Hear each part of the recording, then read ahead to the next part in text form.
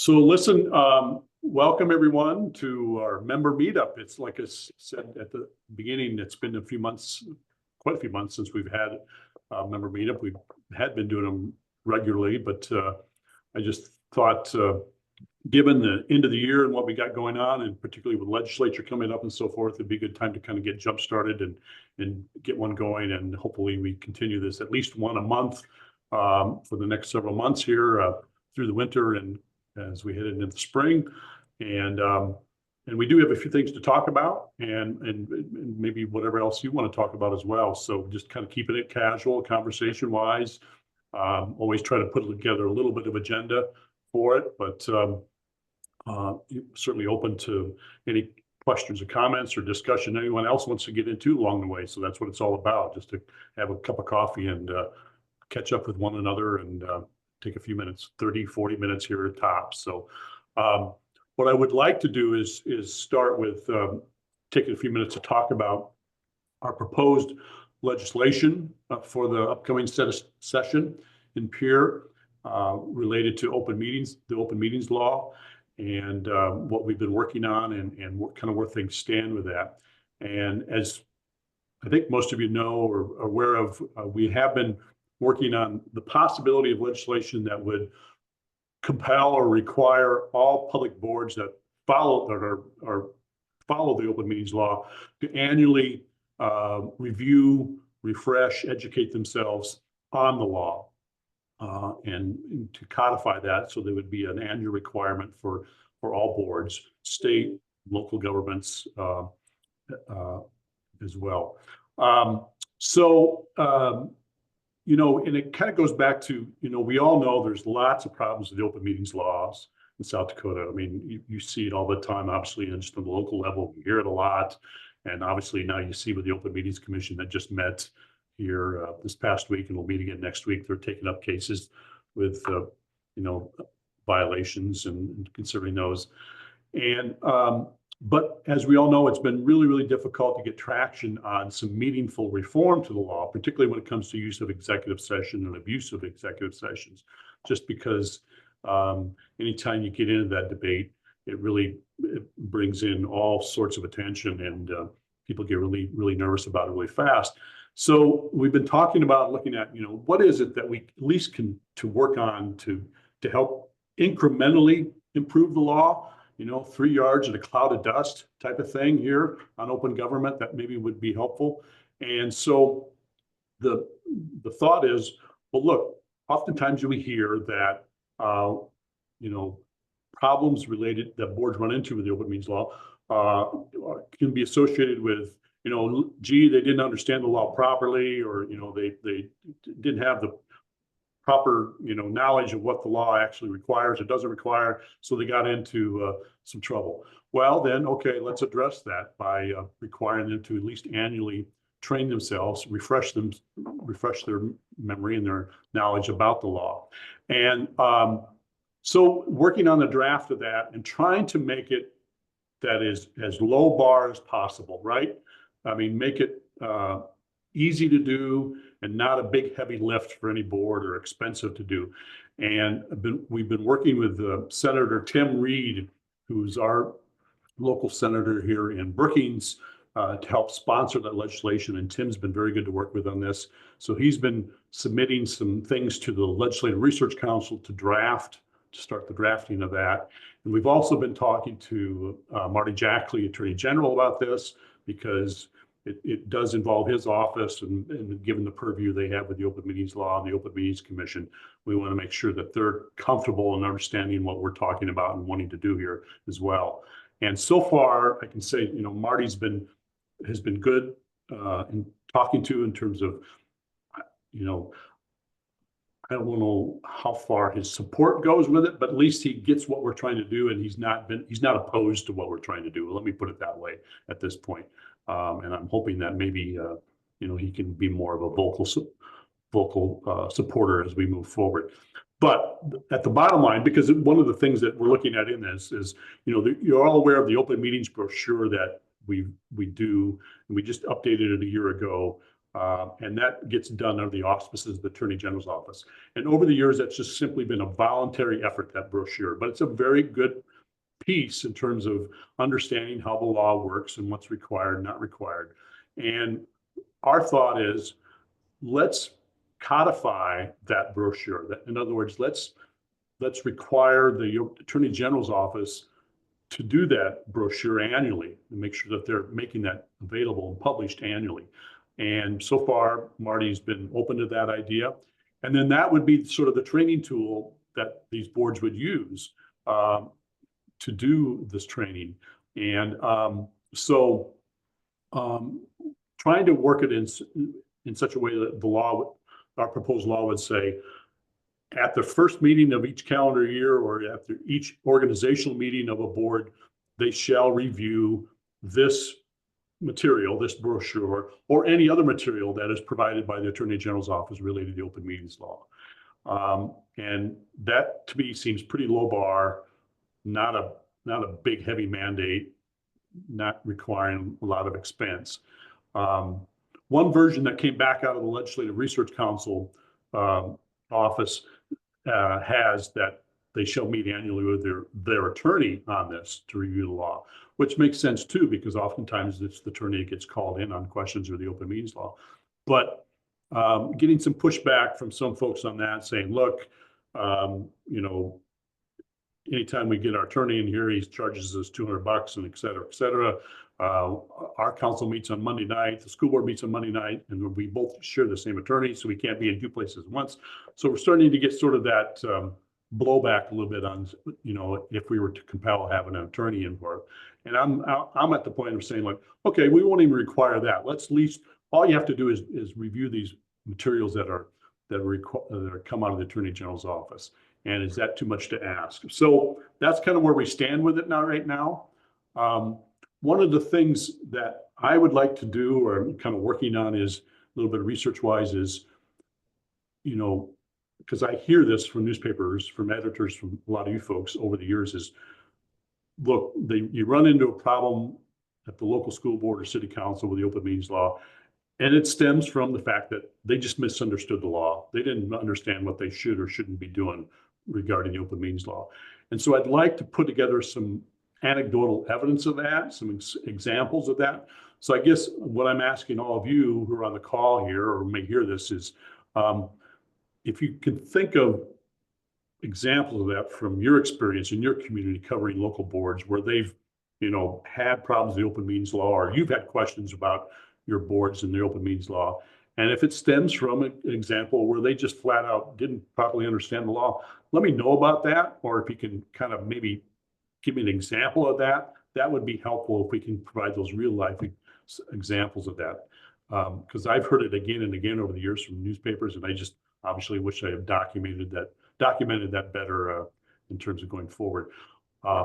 There are like 60 some cases that have gone before the Open Meetings Commission over the years. So I'm going back and looking at the minutes from those cases, because I think several of those you'll find examples where those local boards have come before the Open Meetings Commission. They said, look, we just didn't understand the law. We're sorry. You know, it's lack of proper understanding. Well, okay, then this is more rationale reason why this bill that we're talking about would be a good idea. So I'm going to stop there for a minute. And if anyone has questions or comments about that or thoughts, I'd certainly be happy to hear that from you. So.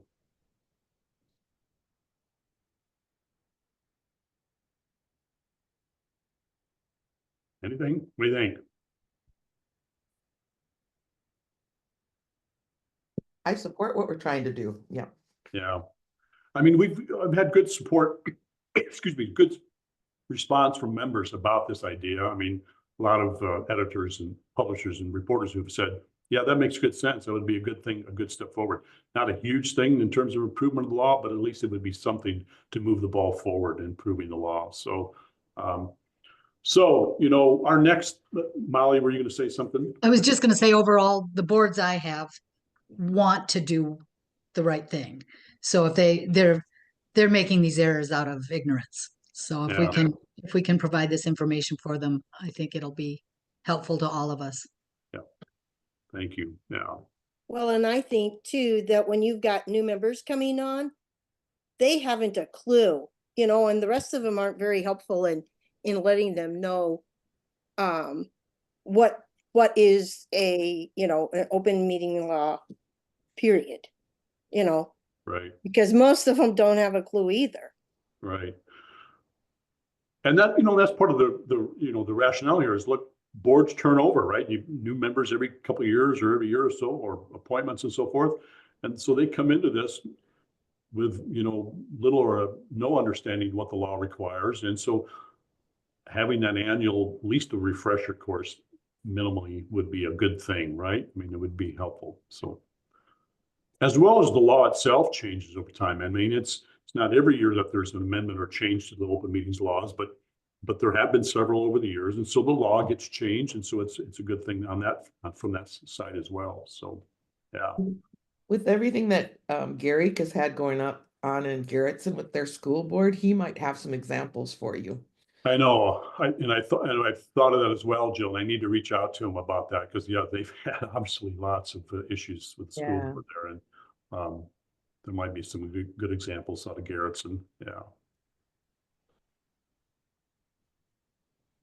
So one of the next steps will be then to be communicating with all of our members, SDNA members, about talking to your legislators in the coming weeks before session starts to talk to them about this proposed legislation, sort of educate your legislators about why we think this would be a good idea, and sort of building that recognition of what we're trying to do, and maybe hopefully some potential support.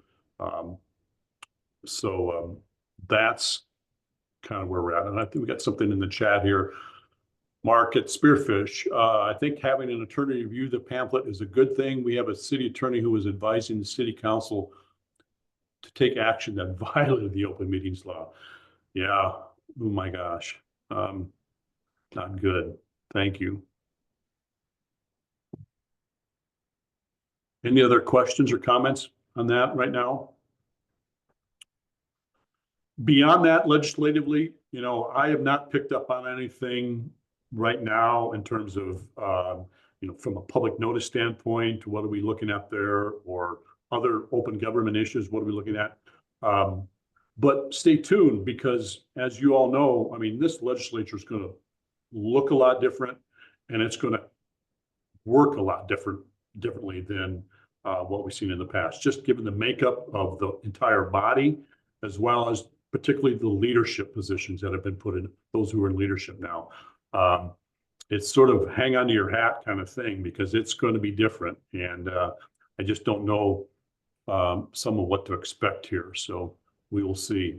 So another chat comment from Ren at Madison, even with things not specific to open meetings law, a board in Lake County has made poorly worded motions that don't follow the law. Yeah, I've got examples of that as well, Ren. I mean, we've run into that before too. So, but thank you for bringing that up, because that's a good one too. So,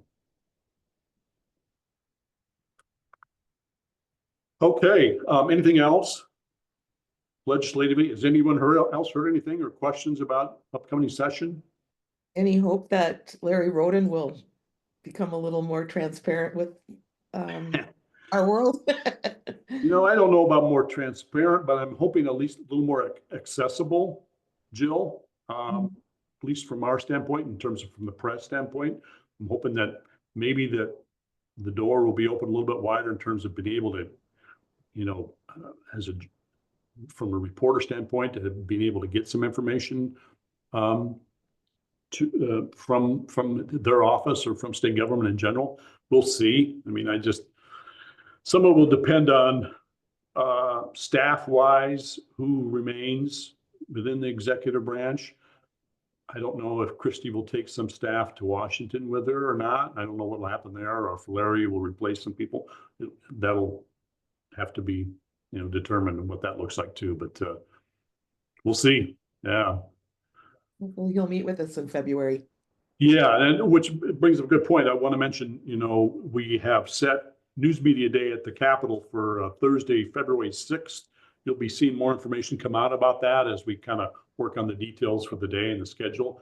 But hopefully we can get folks out to Pier on Thursday, February 6th. So, all right. Oh, and Mark's question about changes in open records law to mirror open meetings law, last change. Yeah, Mark, I've been talking to Tim Reed about that, and I need to talk to him more about that as well, because I know what you're talking about there, and see if where we're at with that. So stay tuned. So, listen, the other thing I had on my agenda was to just kind of give you a quick snapshot and quick look at our recently completed statewide readership survey that we did here at SDNA. And when our board met a few weeks ago at Oklahoma, they saw some of this, but now we're in the process of wanting to get it rolled out to the membership as well in terms of readership and marketing information. And this is a survey that we did 3 years ago, 2021, and now we're 3 years later. We've done it again, so it's kind of good to have this track record, history of these readership trends. And I'm happy to report, as the board saw we've got some good numbers here, good solid information readership wise. And so I'm going to pull this up a second here, just a second. If I can share this on my screen.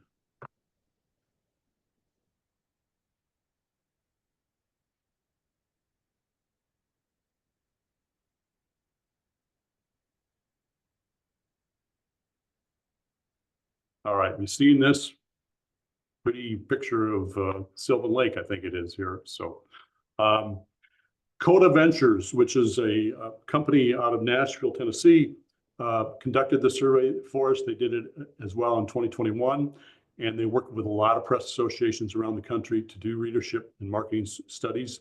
So they're very good at it, very well respected, incredible, and they do a good job. So I'm just going to walk through a few slides. There's lots of information here, but this morning I just kind of want to hit some highlights on some things. Again, working with Coda Ventures to do this.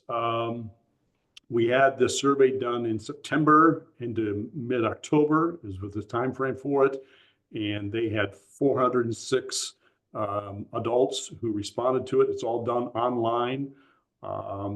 And then from that, they model these results from those 406 responses with a margin of error of 4.9%, plus or minus.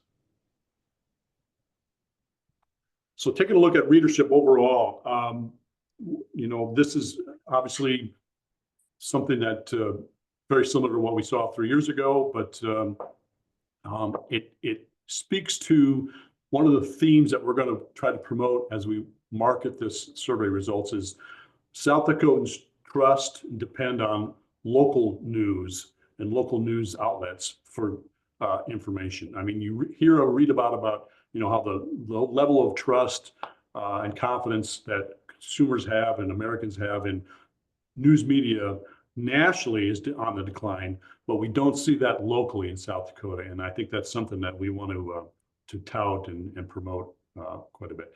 Obviously, not necessarily that's news to you on the local level. You see it within your community, you know that, but it's something that I think we need to promote and communicate statewide. And so this is kind of the basic overall readership number here. And this mirrors very closely what we saw 3 years ago. 85% of South Dakota adults have read a local newspaper, either print or digitally, or both in the last 30 days. 3 years ago when this was modeled, it was 83%. So again, we're at 85%. The significant change from 3 years ago is that total digital readers is up, total print readers is down. But that's kind of the overall change there. And that's not a surprise, I guess. I mean, obviously, I think we're just seeing more and more of that migration toward, consumption digitally and online of news and content, even at the local level. And as you've seen, particularly some of our newspapers, changing frequency of publication, less print days and more digital. That kind of ties into what you're seeing over here in terms of these trends. But overall, a really, really solid number. 85% have read a newspaper locally in the past month, and that's just a solid number overall. It speaks to how South Dakotans value local newspapers, local news outlets. How are they consuming it? The platforms that they're using here. You can see websites, e-edition, through social media channels, a weekly newspaper, a weekday, weekend newspaper, through an app, and the growth in email newsletters. We've got more and more members that are using email newsletters as well, and we're seeing a growth there too. How are newspaper readers, that 85%, how are they accessing content? 27% are doing it digitally only, 9% are doing print only, and then you're seeing 2/3 that are doing a combination of print and digital. Again, that makes sense. I think that would mirror what a lot of our members are seeing locally as well.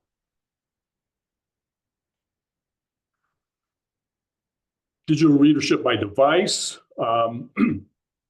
And this is one that's changed a little bit from 3 years ago. We're seeing, again, not a surprise, but the use of the phone to access content and to consume news content, that has grown to 65%. I think 3 years ago, it was in the 50-some% range, and now we're up to 65. Not a surprise there as well. Profile of who are these newspaper readers in South Dakota. 75% are under the age of 75. Again, in what I don't have here, but we will get is the breakdown and looking at, like, for instance, age 18 to 34, what percentage of our newspaper readers in that group? And you'll find it surprising because it sort of goes against that perception out there that I think people have that, oh, well, it's just old retired people that read newspapers anymore. Not the case. I mean, you're seeing across the age spectrum, readership and consumption of news content locally is very strong in South Dakota. They're homeowners, they're employed, they're college educated. Typically, they've been living in the community for at least 5 years, are married. That's a good profile of who our newspaper readers are in South Dakota. We also asked a little bit about public notices and community involvement. Again, this mirrors very closely what we saw 3 years ago. 81% of South Dakotans do read public notices in newspapers, at least, whether it be seldom, sometimes, or usually. Again, a strong number there, as well as 84% believe that public notices should be published in newspapers. So again, a very strong number there too. And then we, asked in the survey, well, look, we told them that local governments must pay to publish in newspapers. And even knowing that, do you still believe that they should be published in newspapers? And yes, 85% said yes. Even though we understand that taxpayer dollars are being used to pay to publish these, we still believe that they should have these notices published in the newspaper. Very strong information there too. One thing that's a little bit different from what we did 3 years ago is this time around, we had respondents be able to provide comments about public notices and why they value them or what they think about them. So we've actually got some actual quotes from people who responded to the survey about why they think public notices are important in the newspaper. And so that'll be helpful too, as we kind of use this information in our efforts in peer.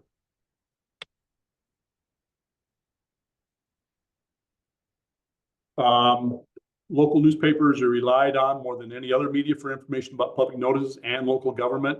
And I think this ties into just the job that, all of you do in terms of covering local government and newspapers beat out TV, radio, other entities in terms of that, even government itself providing the information. Local newspapers are a trusted source of information for public notices. Again, ties into that notion that I think we can promote a lot about the trust that South Dakotans have in their local news outlets and how they value that. And a little bit more on public notices, 8 out of 10 believe that independent third parties should deliver public notices versus government websites. Good, strong information there. And then community newspaper readers use local newspapers and their websites as a primary source of information about their communities. And again, just highlighting that your newspaper is important to people in your community in terms of they want to know what's going on locally. School, city hall, sports, you know, crime, healthcare, elections, more so than just about any other type of a news outlet.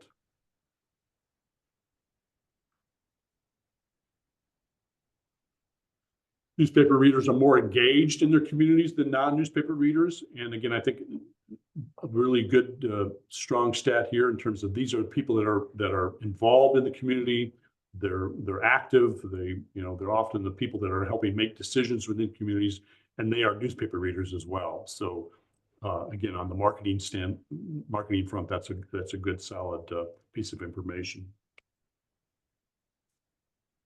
Newspaper readers are voters, and voters are newspaper readers in South Dakota. And this mirrors what we've seen in the past. 86% of newspaper readers vote in local elections.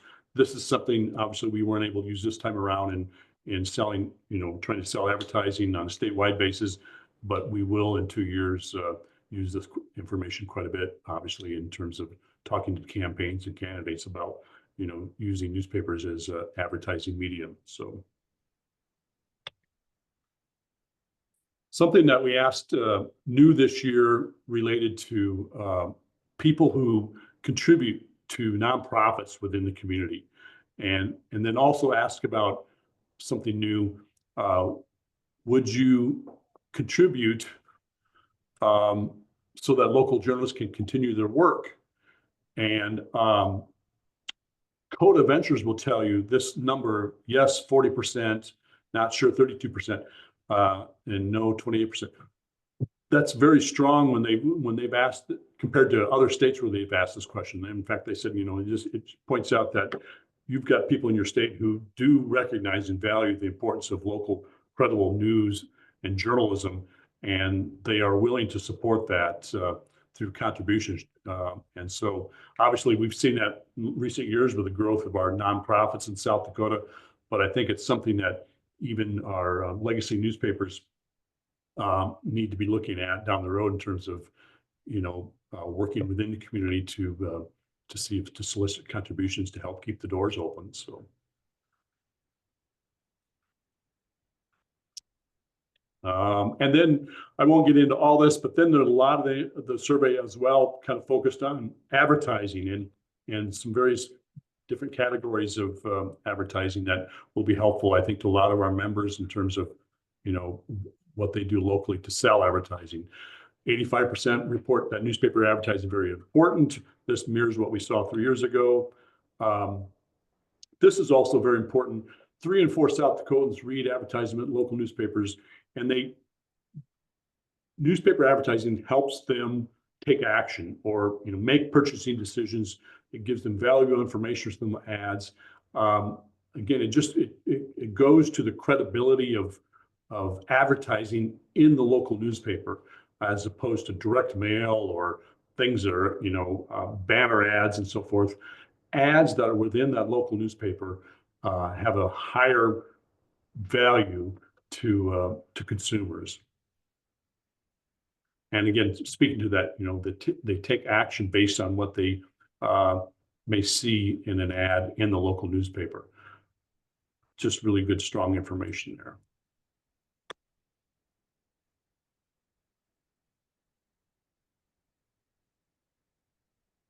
Making some comparisons on relevancy and usefulness on newspaper advertising versus TV, radio, and social media. You can see that advertising in newspapers irritating 10% versus social media at 23%. Obviously, not a surprise there, but it does give you good statistics. And then we get into a whole host of categories about key advertising categories, everything from retail to healthcare to education. And this is where you really get into some granular information, but it's all very good. And we'll be sharing a lot of this as well. Newspaper readers buying homes, newspaper readers who rely on the newspapers for or will be having healthcare activity going on, and these are people that are reading newspapers. Retirement assisted living statistics. One of the stats we asked in this time around is to rate the 3 major health systems in South Dakota: Sanford, Avera, Monument Health. And you can see the results there. That will be helpful to us at SDNA as we market and sell advertising on a statewide basis, because we work a lot, particularly with Sanford and Avera Health, on selling advertising. And some of this information will be useful as we talk to their agencies on advertising. 41% of South Dakota adults or someone in the household are considering continuing education the next 12 months, particularly, if you get kids who are going to, we know that newspaper readers typically have kids in the house, in the home. And so those are folks that are going to be looking at to sending their kids off to college or to technical school. And those are South Dakota, those are newspaper readers who are doing that. And where are they looking at? SDSU, Southeast Tech, USD. Again, all good information, particularly from our level at SDNA in terms of how we can help market this to agencies that work with these universities, these higher ed institutions on advertising, and hopefully we can leverage that down the road. So, and it goes on from there, and I'm going to stop sharing the screen. The one thing I will add is that any newspaper can get that statewide readership survey adapted to their local market in terms of, particularly on the advertising front. So it's tailored to your market locally. And that's available through Coda Ventures. They can do that for you. It costs $300 to do, but they will put together a package of basically advertising sales sheets that you can use locally in your market, saying, okay, this is what the statewide readership look like, but here in Brandon, for instance, this is how it breaks out here using those statistics. And Coda Ventures can group some zip codes in the Brandon area to give you a credible report that helps make it even on a localized basis. And I think they can do up to 10 or 12 sales sheets on that for you. And the cost is $300. So I know we'll have some newspapers that be interested in doing that, and we'll be marketing that more down the road. What we will be doing is getting representatives of Coda Ventures online with us to do a future webinar for members to explain this in more detail and promote it. And we'll be rolling out some materials that newspapers can use to promote for advertising wise and otherwise. And also at convention next spring, we'll be talking about it some more as well. So it's an ongoing thing. We just want to make sure that we're using the information as good as possible. So any questions about that or comments? Anyone?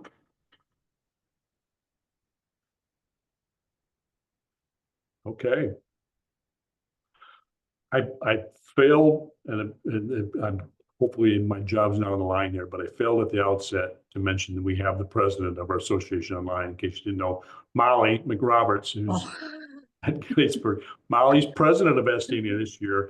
So we're obviously working very closely on lots of things, including next year's convention, right, Molly? Next spring in Aberdeen. So Yep, we hope we see you all up in Aberdeen. We've got an interesting program that we're starting to line up, and we'll have some fun. Be good plus to see karaoke. Plus karaoke. Yes. Christy set the bar for us last year. So I should mention, when I think of convention, I think of contest. Thank you if those of you who signed up to help judge the Wyoming contest now. So they're in the process of getting categories assigned to the judges that signed up. We were hoping to get about 25 judges. I think we came up a little bit short, but I don't think the workload will be too heavy for those of you who signed up to help judge, but let me know if it is. But judging that Wyoming contest will continue into December, mid-December, I think will be their deadline. Our contest will open up soon here for entry for 2024. So you'll see that information coming after Thanksgiving about how you can enter. Our contest entry will stay open into, I think, the third week of January. I think I forget exact date, 24th of January, I think is maybe the deadline for that. But you'll have until then to enter our contest. And then Louisiana Press Association will be judging our contest this coming winter. And then we'll have results, to unveil at convention next spring up in Aberdeen. So contest season is underway. So. Is that a new association judging? Pardon? Is that a new association? Yes, I don't think we've ever swapped with the Louisiana Press before. So this will be a new one. And so we'll be judging their contest this coming winter as well. We got to do Wyoming right now, but then we turn around in February and March, we'll be judging Louisiana, which will be kind of fun because we'll be seeing some newspapers that we've never seen before. So I think that'll be kind of fun to do. So. Hey, we have John Thune coming to Brandon on Tuesday next week for our Chamber of Commerce is on the menu. So if anybody wants to come hear what he has to say, let me know. Cool. That's good. That's good. Good timing. Good opportunity. Yeah. All right. Anything else? Anyone? Not for me. Hey, listen, thank you all for coming on board. Appreciate it very much. Look for more to come and more information as we move forward, particularly on the legislative front and on, sharing readership survey results as well and other things as well. So as always, anytime, don't hesitate to reach out if you got questions. That's what we're here for. So happy to help. So stay tuned. So thank you all. Appreciate it. Thank Bye. you. Thanks, everyone. Yeah, thanks for joining. Appreciate it. Molly, you got a quick second here? Can I sure do. What was I going to ask you about? There was something I wanted to.